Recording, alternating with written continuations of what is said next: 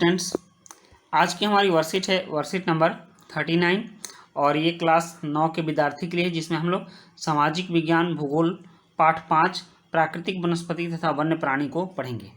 हम लोग इस चैप्टर को पीछे से भी पढ़ते आ रहे हैं और इसमें आगे हमको अब क्या पढ़ना है, चलिए इसको देख लेते हैं। तो इसमें कहा जा रहा है कि भारत में प्रायः औषधि के लिए प्रयोग होने वाले कुछ पादप हैं: सर्पगंधा, जामुन, अर्जुन, बबूल, नीम, तुलसी, कचनार आदि। औषधियाँ बहुत शरीर के लिए फायदेमंद होती हैं और बहुत सारी बीमारियों में हमारी मदद करती हैं और ये शरीर को के तंत्र को मजबूत बनाती हैं। इसलिए औषधियों का भारत में एक अलग ही महत्व है और ये सारी औषधियाँ भारत में मिलती हैं। भारत विभिन्न प्रकार की प्राणी संपत्ति में धनी है। यहाँ प्राणी भी बहुत सारे हैं। यहाँ जीवों की 90,000 प्रजातियाँ मिलती हैं और देश में 2,000 से अधिक पक्षियों की प्रजातियाँ पाई जाती हैं। यह कुल विश्व का 13% है। यहाँ मछलियों की 2,546 प्रजातियाँ हैं जो विश्व की लगभग 12% है और भारत में विश्व के 5 से 8% तक उभयचरी सरीसृप तथा स्तनधारी जानवर भी पाए जाते हैं। उभयचरी सरीसृप का मतलब हुआ जो दो तरह के वातावरण में, मतलब जल में भी रह सकते हैं, स्थल में भी रह सकते हैं या फिर स्थल और वायुमंडल दोनों में रह सकते हैं, तो उन सभी को उभयचर बोला जाता है। जो दो माध्यम में चल सकते हैं, रह सकते हैं, उनको उभयचर कहते हैं। भारत में स्तनधारी जानवरों में हाथी सबसे अधिक महत्वपूर्ण है।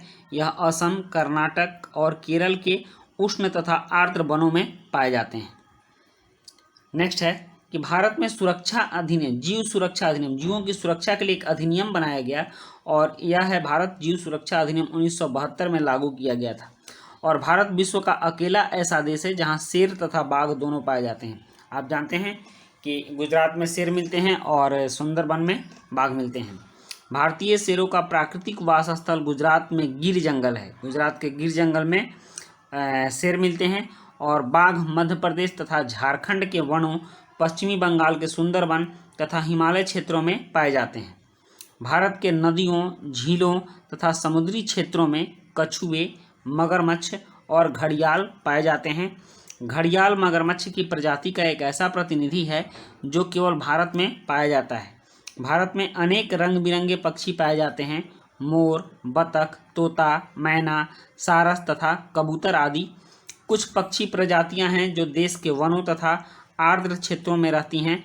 बहुत से कीड़े मकोड़े फसलों, फलों और वृक्षों के परागण में मदद करते हैं। परागण का मतलब होता है फूल के अंदर जो पराग होता है, इसको एक फूल से दूसरे फूल में डाल देते हैं तो नए पौधों का जन्म होता है, नए बीज उत्पन्न होते हैं, तो उसी को परागण बोलते हैं। तो ये परागण में मदद करते हैं और हानिकारक कीड़ों पर जैविक नियंत्रण रखते हैं। प्रत्येक प्रजाति का पारिस्थितिक तंत्र में योगदान है, अतः उनका संरक्षण अनिवार्य है। मतलब इस धरती पर जितने भी जीव हैं उन्हें सबका इस पारिस्थितिक तंत्र में योगदान है। इस पारिस्थितिक तंत्र को बनाए रखने में उनका अहम योगदान है, इसलिए उन सभी जीवों का संरक्षण जरूरी है। तो उन सभी जीवों के संरक्षण के लिए भारत में कुछ प्रमुख उपाय किए गए हैं, ठीक ना। सबसे पहले हम लोग कारण देख लेते हैं। पारिस्थितिक तंत्र के असंतुलन का मुख्य कारण, लालची व्यापारियों का अपने व्यवसाय के लिए अत्यधिक शिकार करना। बहुत से ऐसे व्यापारी हैं जो कि कुछ ऐसे जानवरों का शिकार करते हैं जिनके चमड़े, नाखून और हड्डियों की से बहुत ज़्यादा पैसा मिलता है। तो इससे क्या होता है कि उन जानवरों का शिकार करने से बाद बाकी ये जो, जैसे मान लीजिए बाघ का शिकार कर लीजिएगा तो जंगल में शाकाहारी जीव ज़्यादा हो जाएंगे। शाकाहारी ज़्यादा हो जाएंगे तो जंगल के सारे पेड़ पौधों को चबाकर खा जाएंगे, जिससे जंगल नष्ट हो जाएंगे। तो इस तरह से हमारा पारिस्थितिक तंत्र बिगड़ सकता है। और दूसरा है रासायनिक और औद्योगिक अपशिष्ट तथा तेजाबी जमाव के कारण प्रदूषण, विदेशी प्रजातियों का प्रवेश, कृषि तथा निवास के लिए वनों की अंधाधुंध कटाई पारिस्थितिकी तंत्र के असंतुलन का कारण है।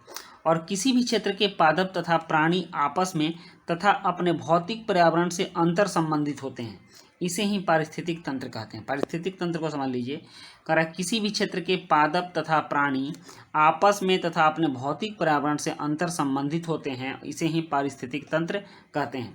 जबकि धरातल पर एक विशिष्ट प्रकार की वनस्पति या प्राणी जीवन वाले विशाल पारिस्थितिक तंत्र को जीवोम कहलाते हैं। तो यहाँ दो परिभाषा है, इंपॉर्टेंट है, एक पारिस्थितिक तंत्र है और दूसरा जीवोम है, जिसको आप याद कर लेंगे।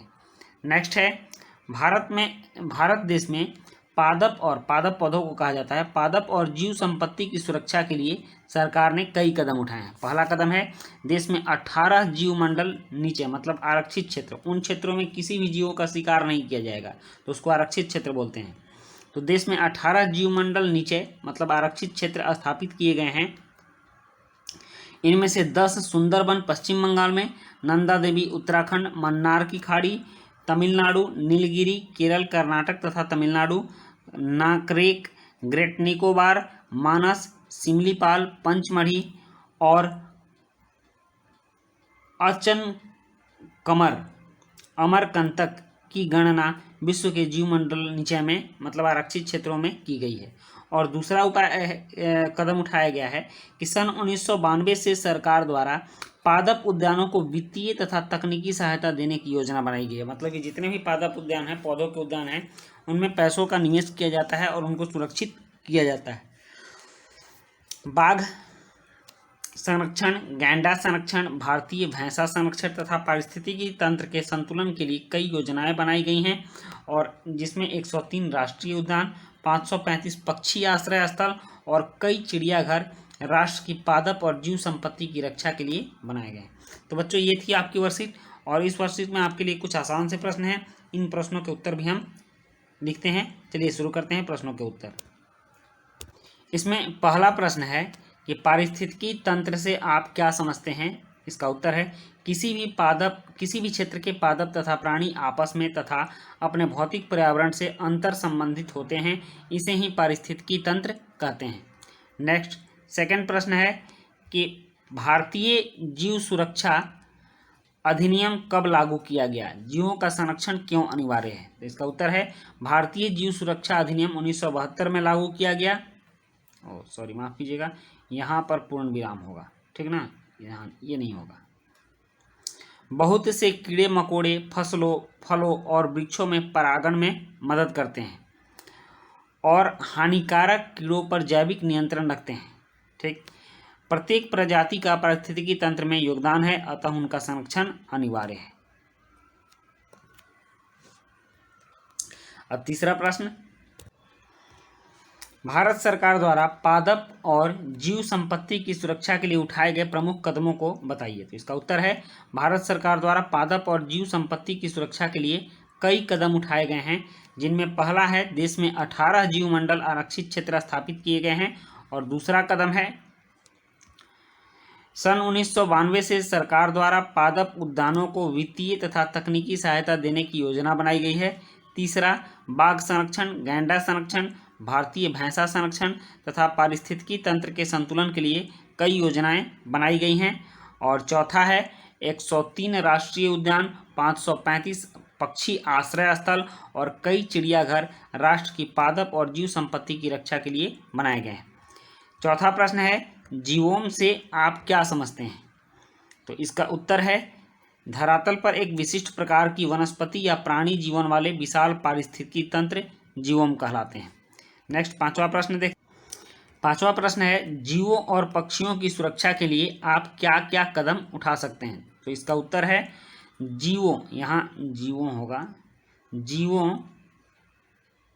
और पक्षियों की सुरक्षा के लिए निम्न उपाय किए जा सकते हैं। पहली उपाय है, वृक्षों को बचाकर उनकी सुरक्षा की जा सकती है। दूसरी, रासायनिक और औद्योगिक अपशिष्ट का उचित निस्तारण करके उनको बचाया जा सकता है। और तीसरी, उनकी सुरक्षा के प्रति लोगों को जागरूक करके भी उन्हें सहायता पहुंचाई जा सकती है। तो बच्चों, इस तरह से आपके सारे प्रश्नों के उत्तर हो गए और आपकी वर्कशीट भी कंप्लीट हो गई। तो मिलते हैं हम लोग नेक्स्ट वर्कशीट में, तब तक के लिए गुड बाय।